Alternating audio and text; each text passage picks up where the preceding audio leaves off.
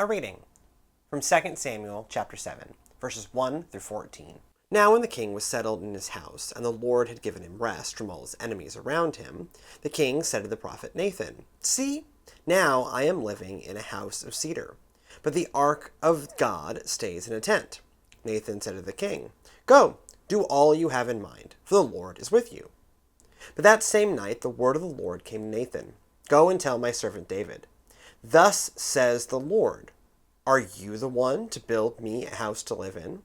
I have not lived in a house since the day I brought up the people of Israel from Egypt to this day, but I have been moving about in a tent and a tabernacle.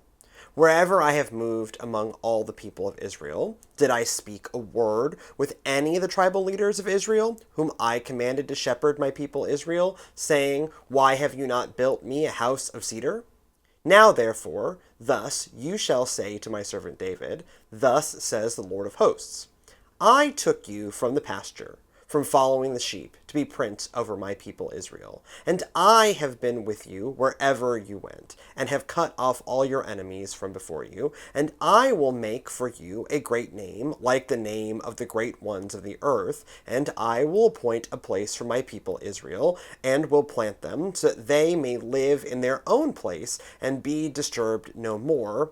And evildoers shall afflict them no more, as formerly, from the time that I appointed judges over my people Israel, and I will give you rest from all your enemies. Moreover, the Lord declares to you that the Lord will make you a house. When your days are fulfilled, and you lie down with your ancestors, I will raise up from your offspring after you, who shall come forth from your body, and I will establish his kingdom.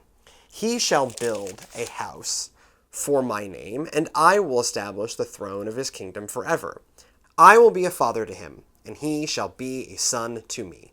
Yoda is a Muppet. I mean this quite literally. The original trilogy version of Yoda is a puppet built and operated in the style of Jim Henson. George Lucas approached Jim Henson himself to take lead on Yoda, but Henson had too many things going on. So Frank Oz, voice of Miss Piggy and Jim Henson's key collaborator, voiced and operated the Jedi Master. Wendy Froud, a Muppet designer and sculptor, did a huge amount of the work building Yoda. He looks like a hungover Kermit with some giant ears attached, and speaks like Grover from Sesame Street, taking on an air of mystery. This design methodology sets up an awesome head fake.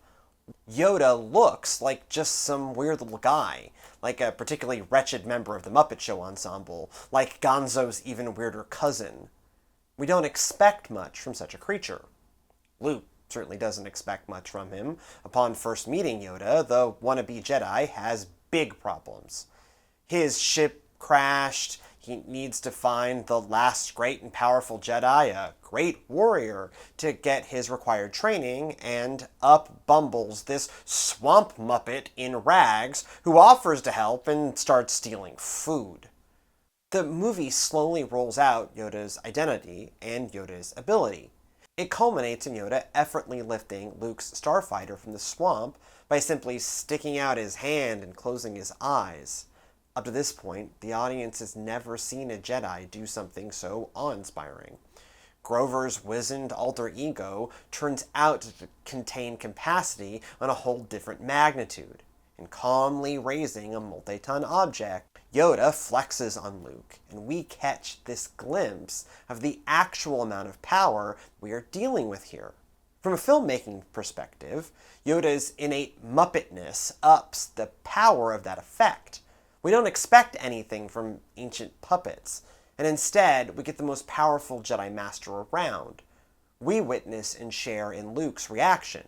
Oh! We have encountered something else entirely. Our scene from 2 Samuel 7 has a similar emotional impact of tremendous and unexpected power getting flexed to make a point. King David rules the land, leads the army, and gets the honor of God's favorite guy.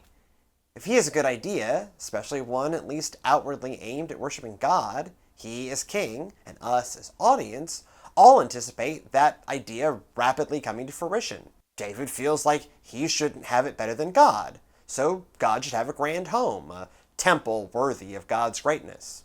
Nathan sees the sense in it and knows that generally God goes with this guy.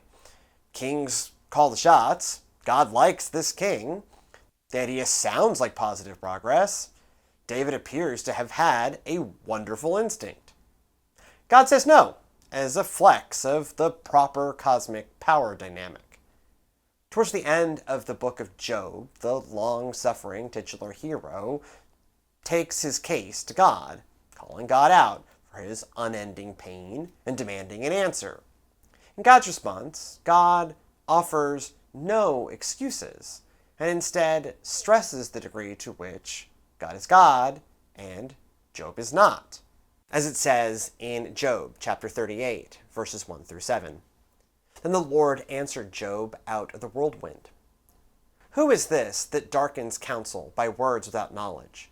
Gird up your loins like a man. I will question you, and you shall declare to me. Where were you when I laid the foundation of the earth? Tell me, if you have understanding. Who determined the measurements? Surely you know. Or who stretched the line upon it? On what were its bases sunk? Or who laid its cornerstone? When the morning stars sang together and all the heavenly beings shouted for joy. God continues in this same vein for like a couple more chapters. God formed and contains the entirety of creation. Job doesn't. So Job, as mere mortal, will never fully comprehend God's actions. God rhetorically flexes to draw out the infinite power differential between the two sides of the dispute. A faithful, if over it human, and the divine creator of all things. Job gets that glimpse of what he's really dealing with here.